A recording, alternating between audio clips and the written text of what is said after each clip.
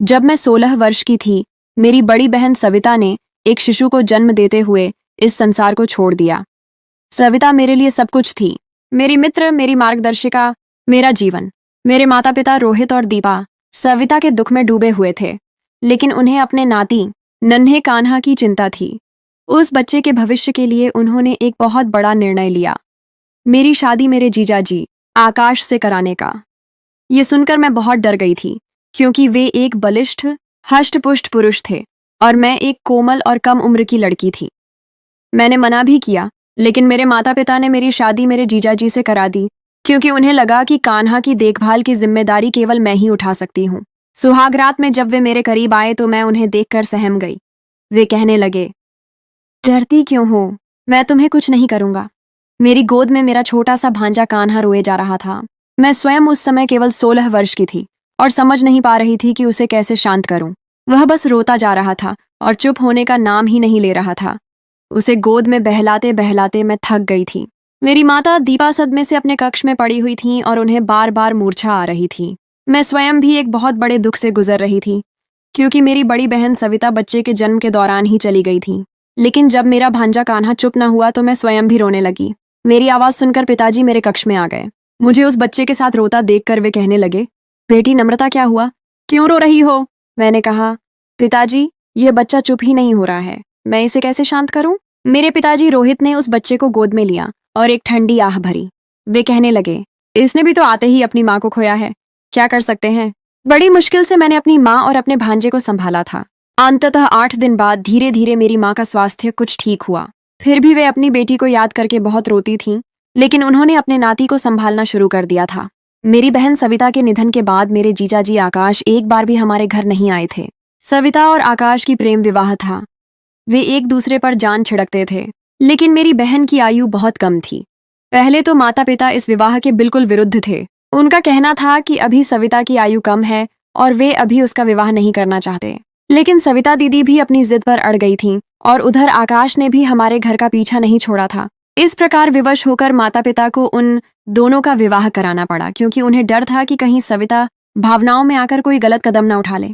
लेकिन बच्चे के जन्म पर ही मेरी दीदी इस दुनिया से चली गई थी। उसकी किस्मत में इतनी ही आयु लिखी थी। 1 मास बीत गया था। अब तो बच्चे को मेरी गोद की आदत सी हो गई थी। जब आकाश हमारे घर आए, उस समय उनकी दाढ़ी बढ़ी हुई थी और आंखें लाल थीं। वे बस थोड़ी देर ही अपने पुत्र को गोद में लेकर प्यार कर सके थे। मेरी माँ कहने लगी, नम्रता अभी बहुत छोटी है, बड़ी मुश्किल से कान्हा को संभालती है, और मैं तो वैसे ही बीमार रहती हूँ। जब से सविता की मृत्यु हुई है, मुझे तो ऐसा लगता है जैसे किसी ने मेरे भीतर से आधी जान निकाल ली हो। आकाश कहने लगे, चाची जी, ये तो ईश्वर की इच्छा है, हम क्या कर सकते हैं? आप दोनों तो फिर भी एक दूसरे से कहकर अपना मन हल्का कर सकती हैं, एक दूसरे को हिम्मत दे सकती हैं। मेरे बारे में भी तो सोचें।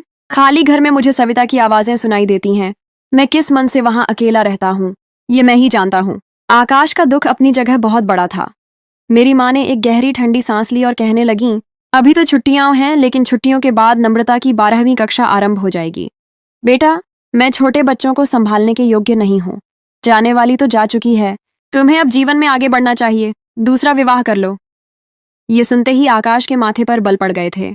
वे कहने लगे, चाची जी, आप ये कैसी बातें कर रही हैं? मैं सविता की जगह किसी को नहीं दे सकता, कभी भी नहीं। आप जानती हैं कि मैंने उससे कितना प्रेम किया है। मैं उसके नाम पर सारी आयु बिता सकता हूँ।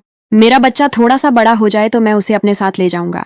मेरी माँ कहने लगी, मैं जानती हूँ कि तुम सविता जैसा प्रेम किसी और से नहीं कर सकते, लेकिन तुम्हारे बच्चे को तो माँ की आवश्यकता है ना? आकाश कहने लगे, क्यों? क्या उसकी मौसी उसे नहीं पाल सकती? नम्रता तो अभी छोटी है, केवल 16 वर्ष की है। आपको कौन सा अभी उसका विवाह करा देना है? जब तक वह 22 वर्ष की होगी, मेरा पुत्र 5-6 वर्ष का हो जाएगा और फिर मैं उसे अपने साथ ले जाऊंगा। लेकिन मेरी माँ कहने लगी, बेटा, अब तुम्हें भी जीवन में आगे बढ़ना चाहिए। अगर तुम्हारा पुत्र कान्हा नम्रता का आदी हो गया तो वह किसी दूसरी स्त्री को स्वीकार नहीं कर पाएगा। स्पष्ट है, आज नहीं तो कल तुम्हें दूसरा विवाह तो करना ही होगा। ये जीवन अकेले नहीं कटेगा। वे कहने लगे, मुझे विवाह करना ही नहीं है, न अभी और न फिर कभी। मेरी माँ ने समझाते हुए कहा, फिलहाल तुम्हारे हृदय में सविता का दुख ताजा है, लेकिन मैं जानती हूँ समय के साथ सब कुछ सामान्य हो जाएगा। कुछ मास बाद ही तुम विवाह कर लेना, ताकि तुम्हारे बच्चे को उसी लड़की की आदत हो जाए जो तुम्हारी पत्नी हो, अन्यथा बाद में बहुत मुश्किल हो जाएगी। अभी तो कान्हा छोटा है कि जिसकी गोद में डालोगी उसी की गोद की उसे आदत हो जाएगी, लेकिन जब बड़ा हो गया तो उसे नई स्त्री को स्वीकार करने में बहुत परेशानी होगी। मेरी माँ की बात आकाश को बुरी लगी थी। वे तुरंत उठकर चले गए और उसके बाद पूरे 4 मास बाद आए थे। कान्हा 5 मास का हो चुका था और अब तो मेरे बिना रहता ही नहीं था। मेरे लिए बड़ी मुश्किल होती थी। जब महाविद्यालय से आती तो वह रो रहा होता था। माँ उसे बहला भलाकर थक जाती, लेकिन वह चुप नहीं होता था। मैं आते ही उसे गोद में भरती तो उसका रोना बंद हो जाता। वह मेरे साथ ही सोता था, मेरे हाथ से ही खाता था। वह मुझे अपनी माँ समझता था और मैं भी उसके लिए ऐसे ही भाव रखने लगी थी। मुझे लगता है जैसे वह मेरा ही बच्चा है। मेरी माँ बार बार आकाश को कहती कि अपने जीवन के बारे में सोचो, तुम्हारे बच्चे का विषय है, लेकिन वे पता नहीं क्या सोचे बैठे थे। माँ के बार बार बुलाने पर भी वे 4 मास बाद आए थे। वे 1 घंटा बैठे थे और मेरे पिताजी की दुकान पर कुछ धन रख जाते और कहते कि यह कान्हा के व्यय के लिए है। मैं अपने बच्चे का भार किसी पर नहीं डालना चाहता। दिन बीतते रहे और मैं 19 वर्ष की हो गई थी। अब तो कान्हा भी 3 वर्ष का हो गया था और अब तो मेरे बिना और भी नहीं रहता था। वह मुझे मैया कहता था। इन्हीं दिनों मेरा रिश्ता भी आया था। काफी अच्छे खाते पीते लोग थे। मेरी माँ ने आकाश को बुलाया और कहने लगी कि नम्रता का बहुत अच्छा रिश्ता आया है और हम चाहते हैं कि उसका विवाह कर दें। यह सुनकर वे कहने लगे, लेकिन मेरे बच्चे का क्या होगा? क्या कान्हा आपकी संतान नहीं है? वह आपकी बेटी की अंतिम निशानी है। अपनी बेटी की खातिर मेरे बच्चे के साथ इतना बुरा मत करें। उससे उसकी माँ मत छीने। कान्हा नम्रता को ही अपनी माँ समझता है और अभी कौन सा आपकी बेटी की आयु बीतती जा रही है। 2-3 वर्ष और रुक जाए, तब तक कान्हा भी बड़ा हो जाएगा और बात को समझने लगेगा। आप देखिएगा, मैं स्वयं ही नम्रता का विवाह बहुत अच्छे घर में करा दूंगा, लेकिन मेरे पुत्र को इस योग्य होने दें कि मैं उसके साथ रह सकूं और वह बातों को समझने लगे। मेरी माँ कहने लगी, तुम समझते क्यों नहीं हो आकाश? वह अभी नम्रता की जान नहीं छोड़ता। उसे अपनी माँ समझता है। कुछ और बड़ा हो गया तो उसके बिना बिल्कुल नहीं रहेगा और समय का कुछ पता नहीं है। मैं बीमार रहती हूँ और नम्रता के पिताजी भी रक्तचाप के रोगी हैं। हम अपनी बच्ची का विवाह इस कारण शीघ्र करना चाहते हैं। तुम अपने बारे में भी सोचो। वे कहने लगे, ठीक है, आपको इतनी ही जल्दी है तो फिर नम्रता का विवाह मुझसे कर दें। आकाश ने यह बात अचानक ही कही थी। मेरी माँ को इस बात की आशा नहीं थी कि आकाश ऐसा भी कर सकते हैं। ये सुनते ही मेरी माँ ने आश्चर्य से उन्हें देखा और कहने लगी, तुम नम्रता से बहुत बड़े हो, पूरे 10 वर्ष बड़े हो। आकाश ने कहा, तो फिर क्या हुआ? कान्हा नम्रता को अपनी माँ समझता है और अब उसके बिना नहीं रह सकता और मैं किसी दूसरी स्त्री को ले आऊंगा तो पता नहीं वह मेरे बच्चे के साथ कैसा व्यवहार करेगी। हो सकता है कि उसके साथ माँ जैसा प्रेम न करे, मेरे सामने प्रेम करे और मेरे पीछे से मेरे बच्चे को मारती रहे। नम्रता उसकी मौसी है, उसके साथ अच्छा व्यवहार करेगी, बिल्कुल माँ जैसा प्रेम देगी जैसा कि अभी दे रही है। मुझे विवाह की कोई इच्छा नहीं है, लेकिन मुझे अपने बच्चे के लिए माँ चाहिए जो नम्रता से बढ़कर और कोई हो ही नहीं सकती। मेरी माँ कहने लगी, मैं तुम्हारे ससुर जी से बात करके देखूंगी। देखो, नम्रता मेरी एक ही बेटी है। अगर तुम यह सब अपनाना चाहते हो तो पूरे हृदय से अपनाना, केवल कान्हा की माँ की हैसियत से नहीं, अपनी पत्नी की हैसियत से भी अपनाना, ताकि मुझे विवाह के बाद अपनी बेटी की ओर से चिंता न रहे।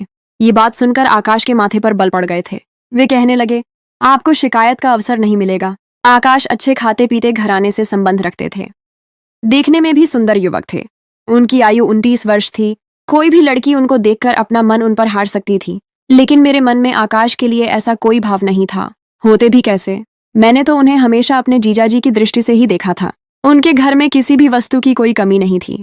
जब ये बात मेरे पिताजी को पता चली तो कुछ सोचकर उन्होंने भी हाँ कर दी, क्योंकि वे आयु में मुझसे 10 वर्ष बड़े तो थे, लेकिन इसके अलावा आकाश में कोई कमी नहीं थी। और सबसे बड़ा विषय तो कान्हा का था। वह अब भी बहुत छोटा था और उसे एक माँ की आवश्यकता थी। नई स्त्री का क्या भरोसा, उसे वास्तविक माँ का प्रेम देती या न देती। और यही सोचकर मेरे पिताजी ने विवाह के लिए हाँ कर दी। इधर कान्हा भी मेरा बहुत आदी हो चुका था। मेरी माँ ने जब मेरी सहमति पूछी तो मैंने कोई भी आपत्ति नहीं की थी।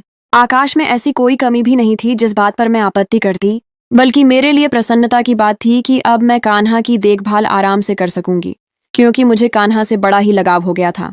खैर, बड़ी ही सादगी के साथ मेरा और आकाश का विवाह करा दिया गया। जब मैं विदा होकर आकाश के घर आई तो मेरा हृदय जोर से धड़क रहा था, क्योंकि मैंने आकाश के बारे में कभी भी ऐसा नहीं सोचा था। बस यही था कि वे मेरे जीजाजी हैं। फिलहाल तो मेरा हृदय बिल्कुल खाली था, उसमें कोई भाव नहीं था। मुझे लगा शायद वे मेरे साथ वैसा ही व्यवहार करेंगे जैसा कि एक पति अपनी पत्नी के साथ करता है, लेकिन ऐसा नहीं था। घर में आते ही उन्होंने मुझे एक अलग कक्ष दिखाया।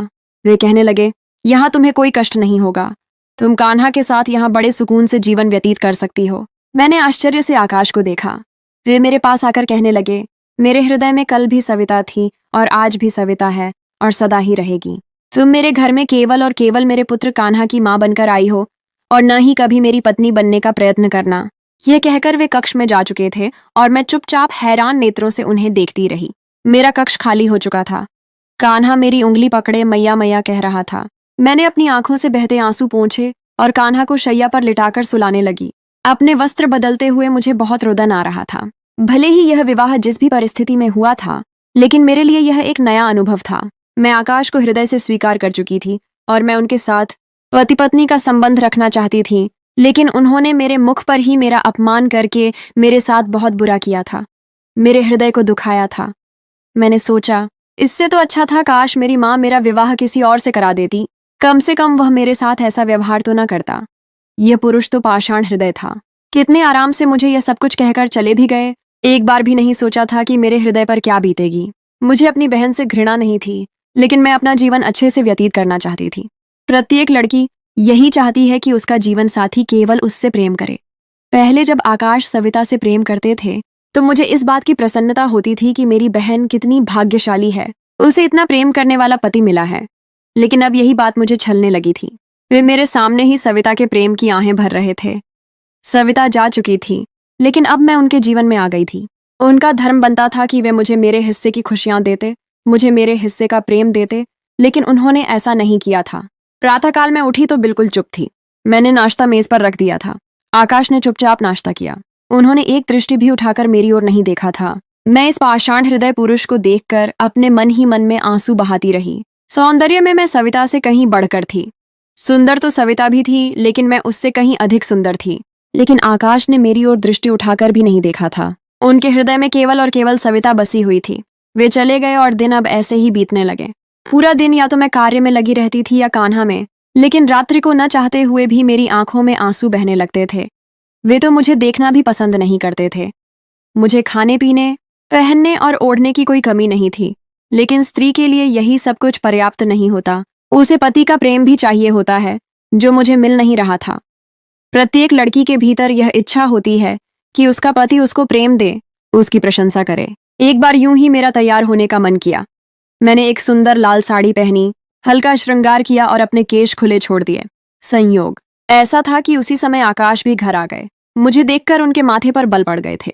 वे क्रोध से मुझे देखने लगे और बोले, ये क्या पहन रखा है तुमने? इस प्रकार तैयार होकर मेरा हृदय लुभाना चाहती हो क्या?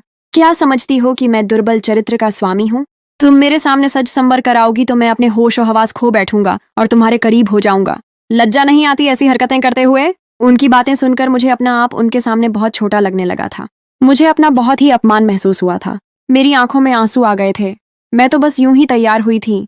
मुझे नहीं पता था कि वे इतनी शीघ्र घर आ जाएंगे और इस प्रकार मुझे अपमानित कर देंगे।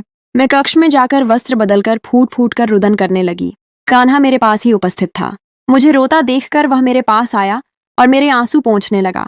वह कहने लगा, मैया क्या हुआ है आपको? क्यों रो रही हैं? पिताजी ने आपको डांटा है? मैं तो आपका प्यारा पुत्र हूं ना। छोड़िए पिताजी को।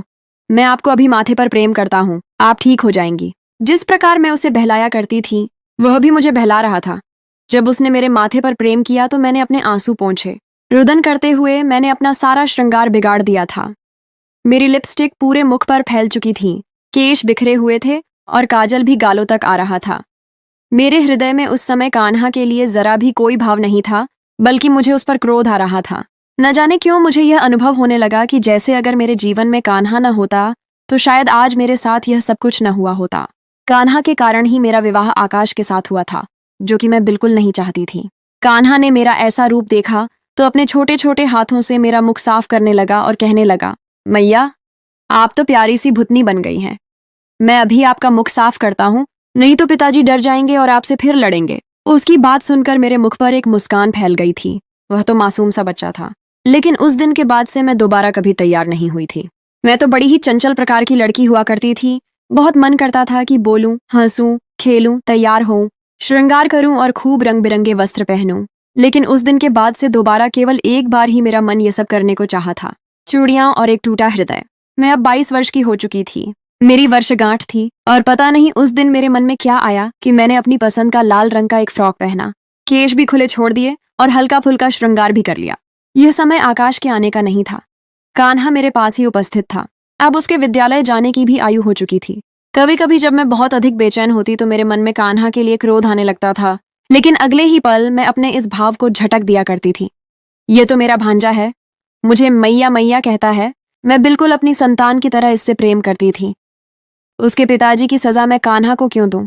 उस दिन मैं तैयार बैठी थी जब कान्हा ने मोबाइल में मेरी तस्वीर बनाकर आकाश के नंबर पर भेज दी। मैं इन सब बातों से बिल्कुल अनभिज्ञ थी। बहुत समय के बाद मेरा शाही पनीर खाने को मन कर रहा था। मैं उठकर रसोई में चली गई और शाही पनीर बनाने लगी। हम दोनों माँ पुत्र बैठकर अभी भोजन ही कर रहे थे कि तभी क्रोध से आकाश घर में प्रवेश किए। मुझे इतना तैयार देखकर अगले ही पल उन्होंने अपना मोबाइल मेरे सामने रख दिया। वे कहने लगे, ये सब कुछ क्यों किया है? तुम्हें लज्जा नहीं आती? मैं वहां बैठक में व्यस्त हूं और तुम मुझे बार बार अपनी तस्वीरें भेज रही हो। मैंने कितनी बार तुम्हें समझाया है कि मेरे सामने इस प्रकार की हरकतें मत किया करो। तुम्हारी मेरी दृष्टि में कोई भी महत्ता नहीं है। तुम केवल और केवल मेरे बच्चे की माँ हो। मैं तो बस हक्की बक्की उनका मुख देखती रही, क्योंकि मुझे तो कुछ पता ही नहीं था। अगले ही क्षण उन्होंने मेरे बाजू को जोर से झटका दिया। मेरे हाथों में लाल कांच की चूड़ियां थीं जो मैंने बड़े ही मन से अपने वस्त्र के साथ मैच करके पहनी थीं। अगले ही पल उन्होंने मेरा हाथ मेज पर मारा। जोर से मेज पर हाथ लगने से चूड़ियां टूटकर इधर उधर बिखर गईं। कान्हा तो डरकर पीछे हट गया। कांच मेरी कलाइयों में चुभ चुका था और मैं बस सिसकियां भरकर रह गई। मुझे तो पता ही नहीं चला कि कौन सी तस्वीर आकाश के नंबर पर भेजी गई थी। वह तो कान्हा था जिसने अपनी नादानी में मेरी तस्वीर उसने अपने पिताजी के नंबर पर भेज दी थी। आकाश के क्रोध का निशाना मैं बनी थी। शायद तैयार होना, अपनी मनमर्जी के वस्त्र पहनना, अपनी पसंद का भोजन करना, सब कुछ मुझ पर वर्जित हो चुका था। मैं अपने कक्ष में बंद होकर कितनी ही देर तक अपने भावों और अपने अरमानों का गला घोंटकर रुदन करती रही। मेरी आंखों से आंसू बह रहे थे। उस रात एक पल के लिए भी मेरी आंखें बंद नहीं हुईं। कान्हा द्वार पर खड़ा रहा, लेकिन मैंने द्वार नहीं खोला। वह अपने पिता के पास ही सो गया। अगली सुबह जब मैं कक्ष से बाहर निकली तो मेरा व्यवहार बिल्कुल बदल चुका था। आकाश मुझे पलटकर देख रहे थे। उन्हें लगा शायद मैं कुछ बोलूंगी, कुछ शिकायत करूंगी या कान्हा के साथ बुरा व्यवहार करूंगी ताकि उन्हें मुझे डांटने का फिर से अवसर मिल जाए। लेकिन मैं बिल्कुल शांत थी। मस्तिष्क में केवल यही बात थी कि मैं केवल कान्हा की माँ हूं और मेरा यहाँ कोई दूसरा कार्य नहीं है। मेरा कार्य यहाँ केवल कान्हा का ध्यान रखना और अपने पति की आवश्यकताओं को पूरा करना था। मैंने अपना मन तो कब का मार लिया था। सारा प्रेम, सारे भाव, सारे स्वप्न जो मेरी आयु की लड़कियां देखती हैं, मैंने देखना छोड़ दिए थे। बड़े प्रेम से मैंने कान्हा को नाश्ता करवाया। उसके बाद उसे विद्यालय छोड़ा। घर के सारे कार्यकलाप किए। मेरे जितने भी नए सूट थे, कीमती महंगे जोड़े जो मुझे मेरी माँ ने लेकर दिए थे, मैंने उन सबको जला दिया था। मैंने स्वयं पर अब ध्यान देना छोड़ दिया था। कई कई दिन तक मैं कंघी भी न करती थी। खैर, मैं कान्हा के साथ साथ आकाश की हर जिम्मेदारी निभाती थी। मैंने अब आकाश से बोलना ही छोड़ दिया था। कभी आवश्यकता होती तो बोल देती, अन्यथा अपने कार्यों में ही लगी रहती। मुझे यह चुपचाप कार्यों में लगा देखकर अब शायद आकाश को भी एहसास होने लगा था। कभी कभी वे मुझसे बात करने का प्रयत्न करते, लेकिन मैं बस हाँ में उत्तर दे देती। फिर उनकी हिम्मत ही नहीं होती थी मुझसे बात करने की। लेकिन अब मुझे इन सब बातों से अधिक भी फर्क नहीं पड़ता था। मेरे भाव तो कब के समाप्त हो चुके थे। कान्हा अब विद्यालय जाने लगा था। पढ़ाई में भी बहुत अच्छा था। अब जो समय बचता मैं उसकी पढ़ाई में व्यस्त हो जाया करती थी। न ही मुझे अपनी सुंदरता को बनाए रखने का शौक था और न ही सजने संवरने का। चूड़ियां क्या होती हैं, यह तो मैं भूल ही चुकी थी। कोई भी समारोह हो, कोई भी त्योहार हो, मैंने कभी संवर कर नहीं जाना था। नए पात्रों का परिचय और एक नया मोड़। इस बार जब दीपावली आई तो शायद आकाश ने यह बात नोट कर ली थी। वे जब कान्हा को बाजार लेकर गए तो मुझे भी चलने के लिए कहने लगे, लेकिन मैंने कार्य का बहाना बनाकर मना कर दिया। जब आकाश कान्हा के साथ वापस आए तो वे बड़े ही प्रसन्न थे। मेरे पास आए और एक भूरे रंग का लिफाफा मेरी ओर बढ़ा दिया। वे कहने लगे, यह मैं तुम्हारे लिए लाया हूं। ये कहते हुए वे कुछ हिचकिचा रहे थे। मुख पर लज्जा भी थी। मैं तो हैरान थी, इतने वर्षों में वे मेरे लिए अंततः क्या लेकर आए थे। मैंने अविश्वसनीयता से उनकी ओर देखा और फिर बिना किसी भाव के मैंने उसे खोलकर देखा तो उसमें कांच की लाल रंग की चूड़ियां थीं जो कभी मेरी पसंदीदा हुआ करती थीं।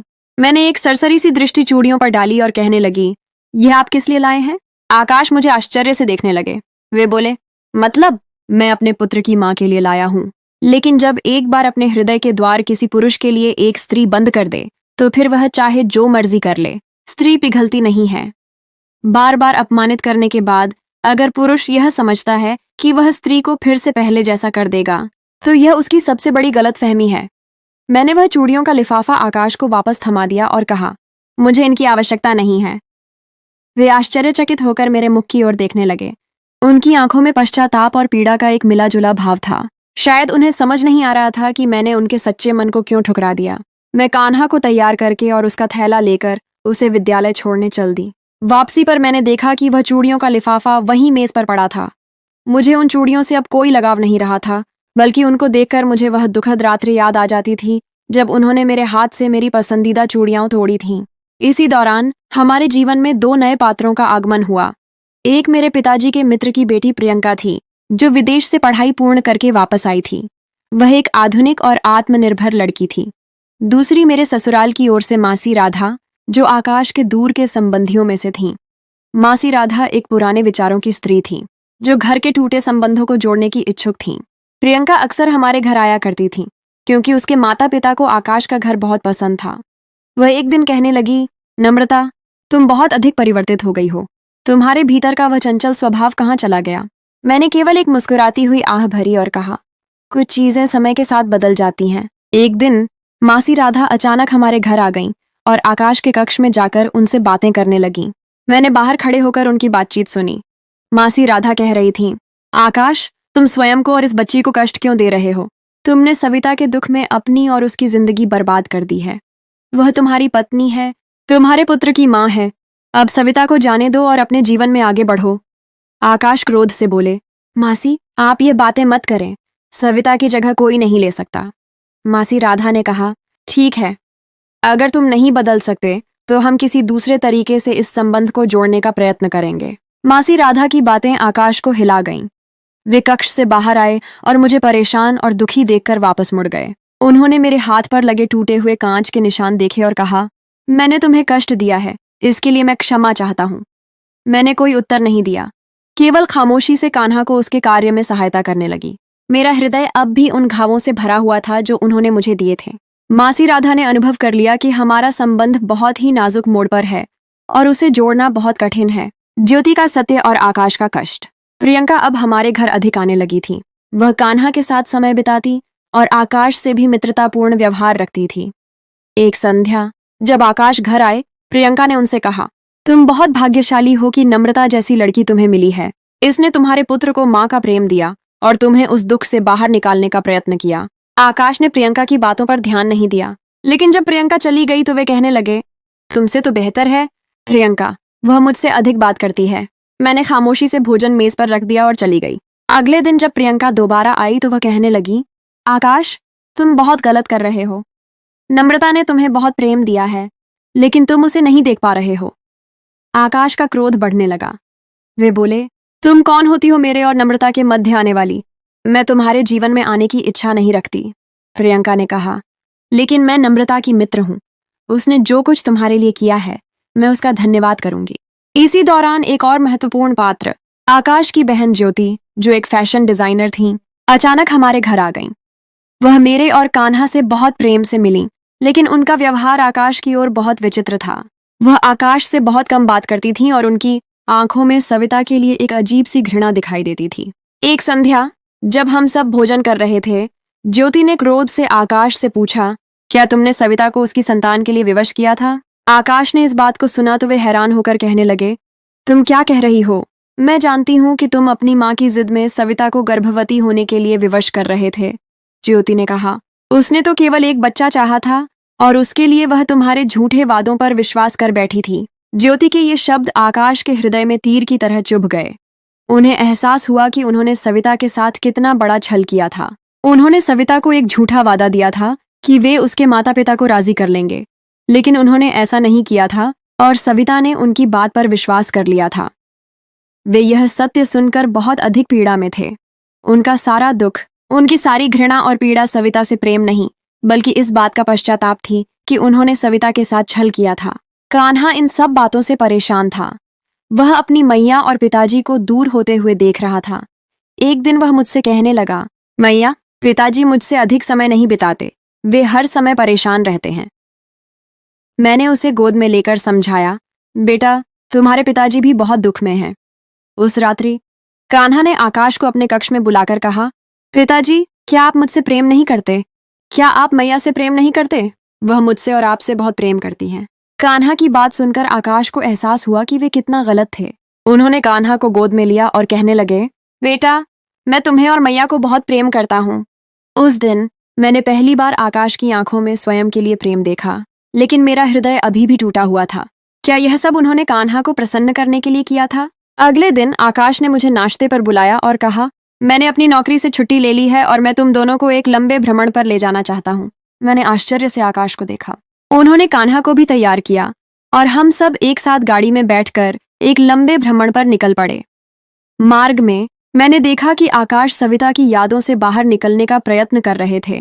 वे पहले जैसे नहीं थे जो केवल दुख में डूबे रहते थे। अब वे कान्हा से बातें करते थे, मुझसे हल्के फुल्के परिहास करते थे। हम एक पर्वतीय क्षेत्र में पहुंचे जहां हर तरफ हिम ही हिम थी। कान्हा हिम में खेलने लगा और हम दोनों उसे देखकर मुस्कुराते रहे। संध्या को जब मैं शैया पर लेटी तो मैंने देखा कि आकाश मेरे पास आकर कहने लगे, मुझे क्षमा कर दो नम्रता, मैंने तुम्हें बहुत कष्ट दिया है। मैंने तुम्हें वह प्रेम नहीं दिया जो तुम्हारा अधिकार है। मैंने तुम्हें सविता के दुख की सजा दी। उनके आंसू उनके मुख पर बह रहे थे। मैंने उन्हें सांत्वना दी और कहा, मैं जानती हूं कि तुम्हारे जीवन में सविता की जगह कोई नहीं ले सकता, लेकिन मैं अपनी जिंदगी में इस प्रकार नहीं रह सकती। मुझे भी प्रेम और सम्मान की आवश्यकता है। रात्रि के सन्नाटे में आकाश ने मुझे अपनी बाहों में ले लिया और कहा, मैं सविता को कभी भूला नहीं, लेकिन उसके जाने के बाद से मुझे अब यह एहसास हुआ है कि मेरे हृदय में तुम्हारे लिए एक नए प्रेम का स्थान बन गया है। एक ऐसा प्रेम जो समय और परिस्थितियों के साथ उत्पन्न हुआ है और अब मैं उसे खोना नहीं चाहता। मैंने उनके मुख पर से आंसू पोंछे और कहने लगी, मैं तुम्हें क्षमा कर चुकी हूँ। उस क्षण मेरे हृदय के वे घाव भरने लगे जो इतने वर्षों से मुझे पीड़ा दे रहे थे। अगली सुबह मैंने देखा कि आकाश एक नए पुरुष में परिवर्तित हो चुके थे। वे अब मेरे पति थे और मैं उनकी पत्नी। हम दोनों ने मिलकर कान्हा को एक सुखी जीवन देने का वचन दिया। ज्योति का सत्य, प्रियंका की बातें और मासी राधा के सच्चे मन ने आकाश को विवश किया कि वे अपना हृदय खोलें। वे सविता के दुख में डूबे हुए नहीं थे, बल्कि उन्होंने जो सविता के साथ छल किया था उसके पश्चाताप में थे। लेकिन अब उन्हें एहसास हुआ कि उन्होंने कान्हा और मेरा हृदय तोड़कर बहुत बड़ी गलती की थी। अब मैं पूर्ण हो चुकी थी। अब मेरे जीवन में वह खुशियां थीं जो प्रत्येक लड़की चाहती है। मुझे अपने पति का प्रेम मिला था और सबसे महत्वपूर्ण बात यह कि मैं अब एक सुखी माँ थी। कान्हा की मुस्कान और आकाश के प्रेम ने मेरे जीवन को पूर्ण कर दिया था। यह कहानी केवल दुख और गम की नहीं थी, बल्कि यह इस बात का प्रमाण है कि प्रेम, क्षमा और सच्चे मन से हर बाधा को पार किया जा सकता है।